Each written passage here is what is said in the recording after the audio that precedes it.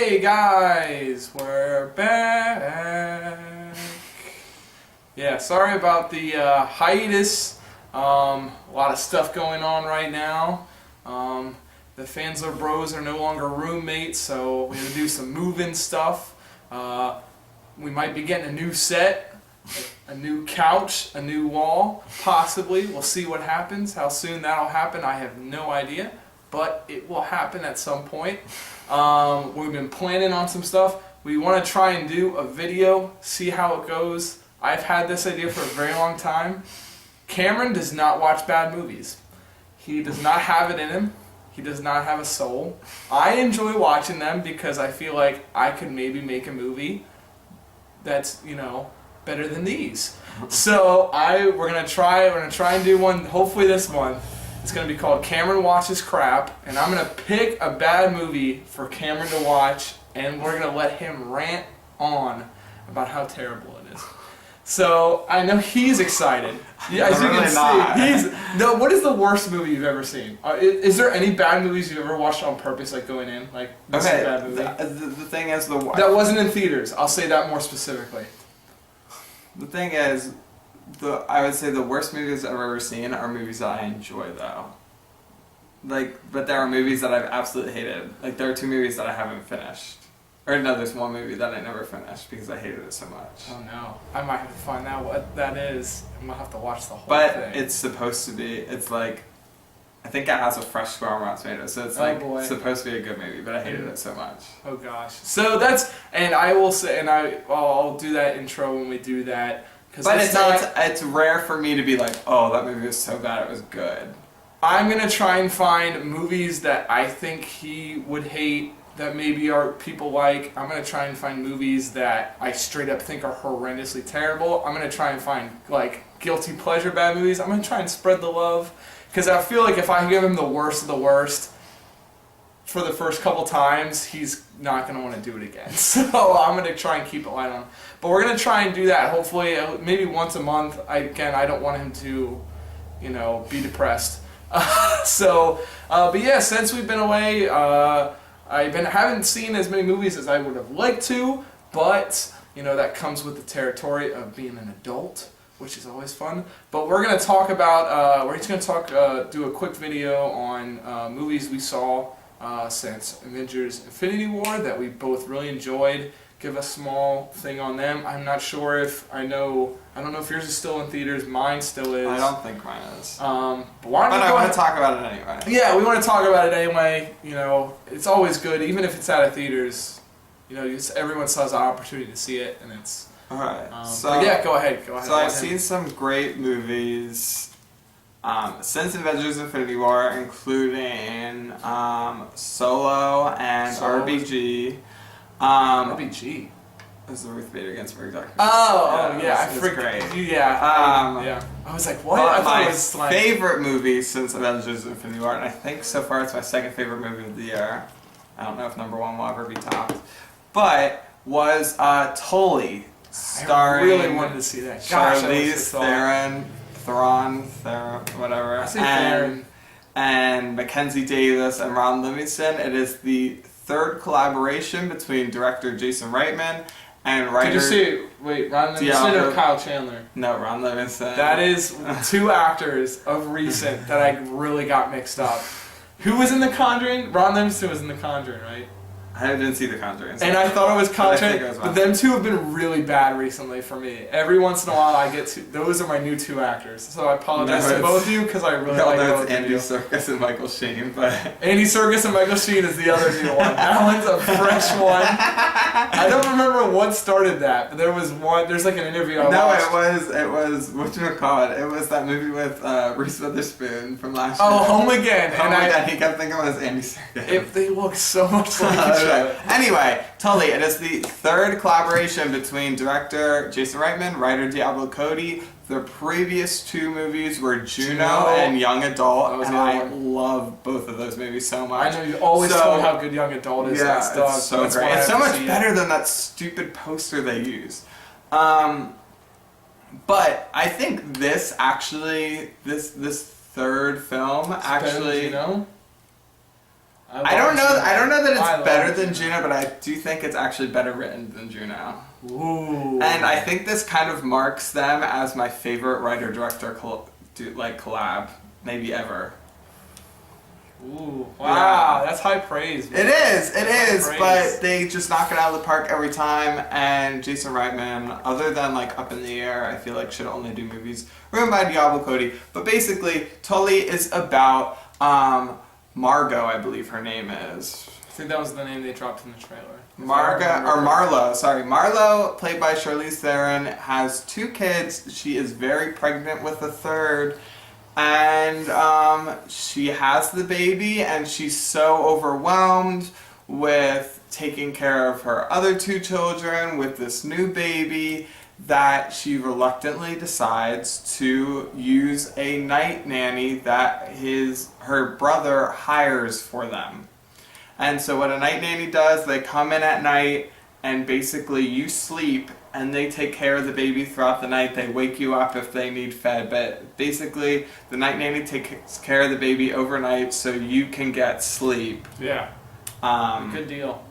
Yeah. Good deal. And the night nanny is Tully, played by Mackenzie Davis, who is brilliant in this. She was brilliant in that Black Mirror episode, San Junipero. So she's like one of my new favorite young actresses. And Tully and Marlo, they strike up a strong friendship and they learn a lot about each other. And this movie has a lot to say about the kind of dark side of parenting and how tough it is, and it's not for the faint of heart. But like I said, I think this is my favorite Diablo Cody screenplay so far, and Juno and Young Adult are brilliant. Juno has some of the best dialogue. Juno has the best dialogue. This isn't nearly as snarky with the dialogue. It doesn't have to be. I feel like that's what makes it so much more adult, and these feel like actual conversations that people have. There is one great line that is my favorite line of the year so far, I think, where they were talking about her husband, who's played by Ron Livingston, who's also great.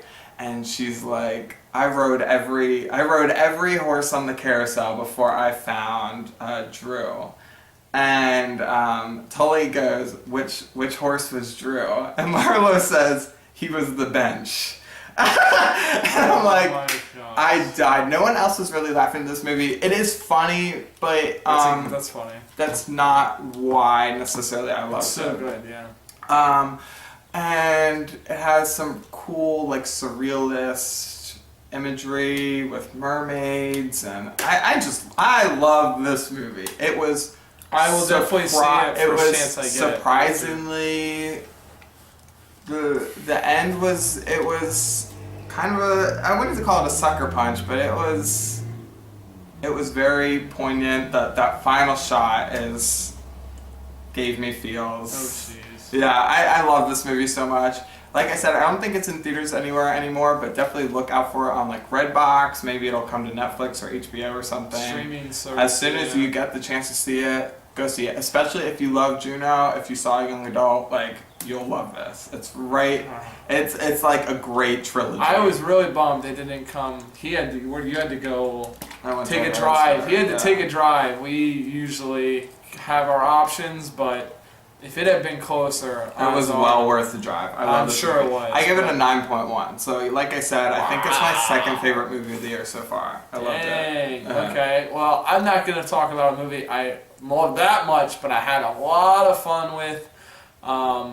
Ever since I saw the first one, I was like, just waiting. I was like, this movie is something different, and if they do a sequel, I feel like it's going to be as fun or more fun. And Deadpool 2, I would say, delivered on that.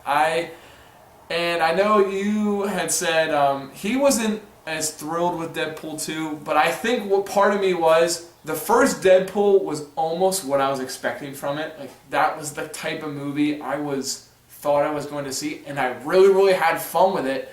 But the second one was pushing the limits. They had a really fantastic mess with the fans joke, like running gag at one point in the movie. I think it's funnier than the first one, to be quite honest. I think so. I think I was laughing more. But there's stuff that wasn't as good as the first one. But there's this cast. One thing I really liked about it, even though it is Deadpool's movie. It is Ryan Reynolds' movie. Ryan Reynolds, as I said when I saw the first one, Ryan Reynolds pisses charisma. That is the term I use for it. He has so much fun, and you can feel him smiling and laughing through the mask. You don't see his face, and you can feel every emotion on his face and how he brings this character to life. And this movie, it's almost an ensemble movie in a way. No, but it's still his. It doesn't shine away from him, but everybody gets their thing. Josh Brolin gets absolutely ripped to play Cable.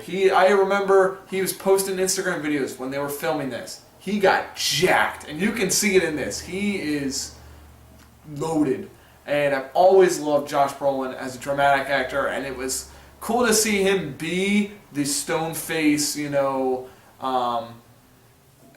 the Murtaugh, almost like the Murtaugh to Deadpool's Riggs in a way, the Lethal Weapon reference. He was just stoned. He's just not cracking jokes, and he just uses him. Deadpool uses him to do the humor, and of course some other people from the first one come back. The cab driver and Dopinder. Dopinder, and then there's some great new people. Besides Cable with Domino. I love Domino. She was so fantastic. Yeah. She just had this just smooth criminal suave to her, and she's just like, her superpower is that she's lucky. She's lucky, and I was like, oh, that's that's in the brilliant. movie, I love and that's it. a joke. The joke is they're just like being lucky. That like sucks, and then in the movie you're like, man, this is the coolest thing I've ever seen, and they crank it to 11, and they dial it up, and it's so much fun. I had so much fun with this movie, and I don't know. They said, who knows what's going to happen with Deadpool in the future, but X-Force, baby. Let's do an X-Force movie next. I'm so ready for it. I think if it's the same, writing team, and you bring all these characters back, and it's a full team movie, I think it would work so well. And I think this is just dipping the finger into Deadpool, into a bigger universe, and I think it would work. And I really think it would. How the Fox-Disney possible merger, that scares me with this. I don't know what could happen with this. All of the other X-Men movies got pushed back a good 6 months. There were supposed to be 2 X-Men movies coming out this year. They got both pushed back next year. So who knows what's going on with that. But I am just ready for so much more Deadpool. I love this character and what Ryan Reynolds has done to him. And do you want to say anything? I do, because I didn't love that near. You didn't like this one. You like the first one a lot more. The first one was it felt effortless. The first one felt effortless. It was just so fresh, so new, so exciting. And now some of it, this movie can't help it. It can't help that it's not as fresh, just because we've seen this character before. The first one felt unlike anything I had ever seen before. Yeah. And I obviously can't say that about this one because I saw the original. So There's one thing I do give it. Obviously comedy sequels, they're hard. They're hard to do, and I think they knew that. And with that big gag, the big X-Force gag, I think they tried to bring more out and do new stuff. They tried their absolute best to make this the same but different. I'll use this word try, because I think this is part. I felt like they tried way too hard. I think it was for this too movie. hard. Okay. And I could see, just for everything that happened, I could see all the effort that was put into it. And it was just a little too much. It was too much. Not all the jokes landed. Some of them I was like, oh, okay, come on. You could have dialed. I felt like this movie could have just been dialed back a little bit, and it would have benefited from it, because the best part about this movie is the emotional through line which really surprised No, me. that was surprising. Wow, I was like, there was 2 really heavy scenes. I was like, whoa, That dang. had the best payoff for me, rather than any scene that was like funny.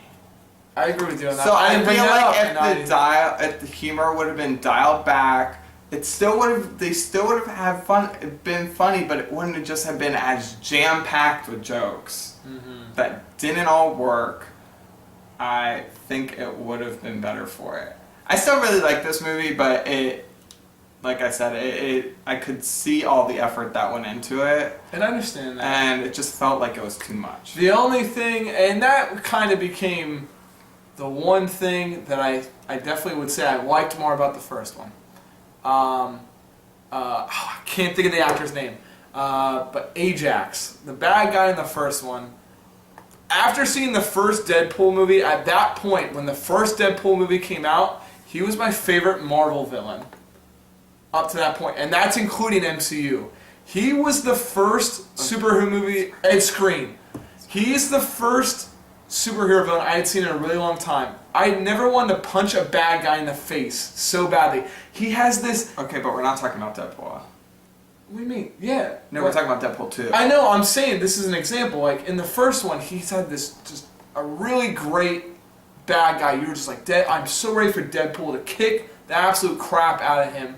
And because of the whole Cable thing, this movie doesn't have a solid bad guy, which is the one thing I thought was missing from this, which I really liked about the first one. That was using an example. But that was the one thing, because I really was like, the whole first movie, I was like, oh my gosh, I want to see him get his butt handed to him. And they didn't have that in the second one, but there was more characters, so I kind of understand and what happens with everybody. But that I missed from the first one. Other than that, I really had fun with this. If you like the first one, you will definitely like the second one. If you like the first one, you'll like the second one. Yeah, absolutely. What did I think of this? An 8.2. I had a lot of fun with it. It was a good time. I give it a 7.4. So that's a 7.8 average from us. You already did the math. I was gonna say. You give it 9.1. 7.8. Okay. 7.8. But yes, check in for more stuff. We're gonna start cranking some stuff out. As I said, we apologize for the hiatus. This is gonna happen every once in a while. Hopefully that'll be the last one for a long time. But yeah, we're gonna be coming soon. Summer is here. Every weekend we're getting big stuff. So we're gonna try and get the big stuff out at least as soon as possible. Get the scraps for later in the week. But hopefully get the top dogs first and then go from there. Yep. That's our plan. But yeah, check out. Hopefully we'll get an episode of Karen Watches Crap by the end of the month. And hopefully you'll have more fun than he's going to have. I think I'm going to have more fun. I think that's why I'm so excited about this, because I think I'm going to have fun. All right, adios guys. Hope you enjoyed. Stay tuned for more. See ya. All right, bye.